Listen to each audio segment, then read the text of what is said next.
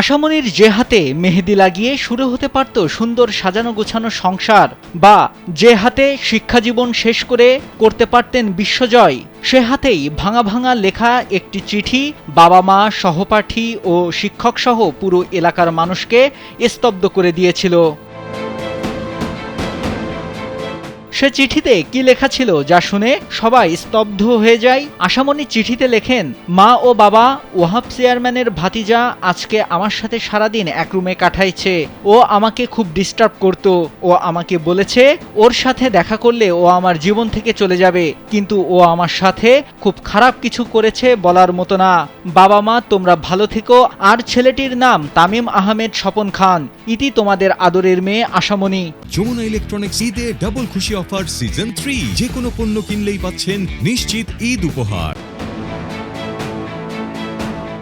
এমন চিঠি লেখার পরই আত্মহত্যা করে আশামনি। ঘটনাটি 2022 সালের 10 মার্চ। আর আশামনি জামালপুর জেলার মেলান্দহ উপজেলার শাহজাদপুর গ্রামের আবু সাইদের মেয়ে। স্থানীয় মালঞ্চ এম.এ. গফুর উচ্চ বিদ্যালয়ের 10ম শ্রেণীর শিক্ষার্থী ছিল সে। এ ঘটনার পর অভিযুক্ত তামিম আহমেদ স্বপন খানকে পুলিশ আটক করে। পরে তাকে আদালতের মাধ্যমে জেল হাজতে পাঠানো হয়, কিন্তু বর্তমানে অভিযুক্ত জামিনে মুক্ত। এরপরই ভুক্তভোগী পরিবারকে মামলা তুলে নিতে দিচ্ছে হুমকি।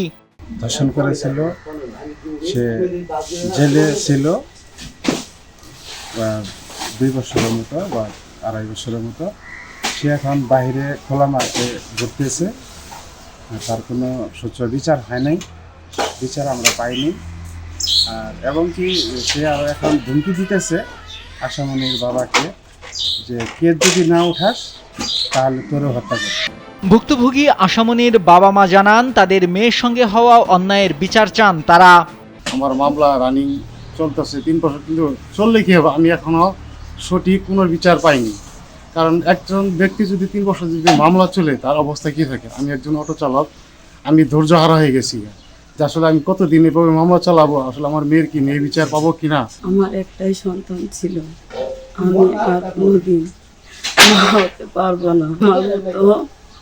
এর মায়ের বুক যেন খালি না হয়।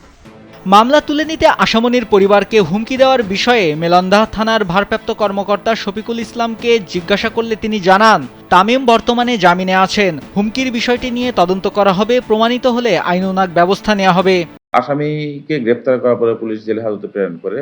আসামি গত 29 জানুয়ারি জামিনে এসে মুক্তি পেয়েছে। মুক্তি পাওয়ার পর আমরা একটা তথ্য পেয়েছি এবং লিখিত অভিযোগ পেয়েছি সে বাদীপক্ষকে হুমকি দামকি দিচ্ছে।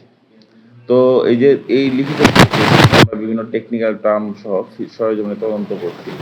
তথ্য পাওয়া গেলে অবশ্যই আমরা দৃষ্টান্তমূলক ব্যবস্থা গ্রহণ করব। এদিকে আশামনি হত্যার বিচার চেয়ে আবার মানববন্ধন করেছে তার স্কুলের সহপাঠী, শিক্ষার্থী, শিক্ষক ও এলাকাবাসী। তারা চাইছেন এ হত্যাকাণ্ডের সঠিক বিচার।